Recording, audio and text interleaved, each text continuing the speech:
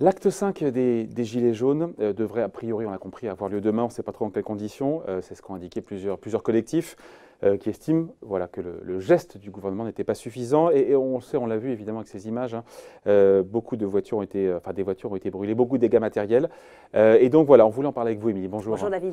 Bon, si jamais ça recommence demain et si on a une bagnole sa bagnole qui est vandalisée ou qui est brûlée, qu'est-ce qu'on fait? Oui, alors c'est vrai qu'on l'a tous en tête. Vous le disiez, ces images horribles de voitures brûlées, ces voitures calcinées en plein Paris, on en dénombre à peu près une centaine. Et donc on croise les doigts pour que ça n'arrive pas demain. Mais si jamais c'est le cas, sachez que vous pouvez être indemnisé, en tout cas dans certains cas. Alors, quelle est, Émilie, la marche à suivre voilà, pour se faire rembourser, ce qui, a priori, on se dit, est quand même la moindre des choses? Mais ce n'est pas forcément du tout cuit, figurez-vous. Alors, bon, la première chose, évidemment, c'est de porter plainte auprès de son commissariat, je ne vous apprends rien. Ensuite, il faut déclarer le dommage à son assurance. Alors, vous avez 5 jours à compter du sinistre pour le faire. Après, il sera trop tard.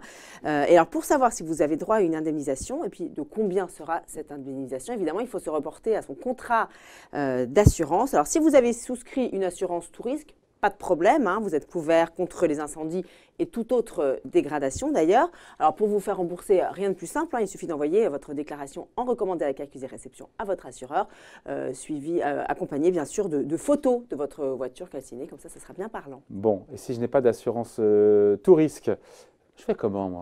Alors, 2 cas peuvent se présenter. Soit vous avez un contrat tiers mais amélioré.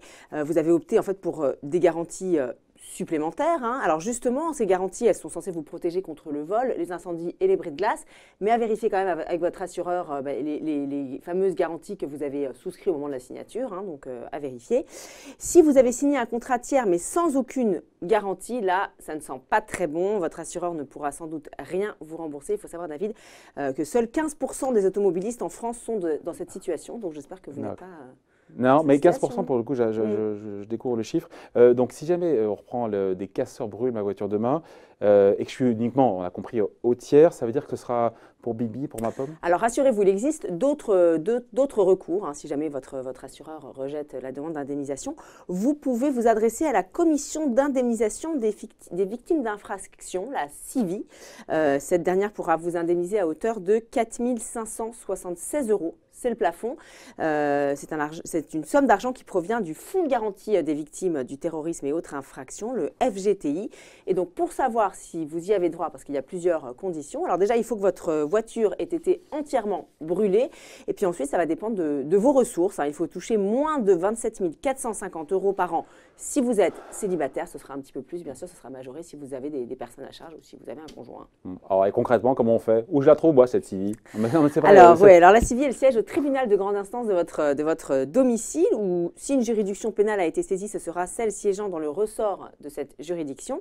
Vous aurez donc juste à lui envoyer une demande d'indemnisation, comme à votre assureur. Et puis si jamais elle refuse, vous avez une troisième possibilité, David, vous pouvez vous adresser directement à la préfecture, donc à l'État, parce qu'il faut savoir que en fonction de l'article L211-10 du Code de la sécurité intérieure, l'État est responsable des dégâts causés par des attroupements et des rassemblements.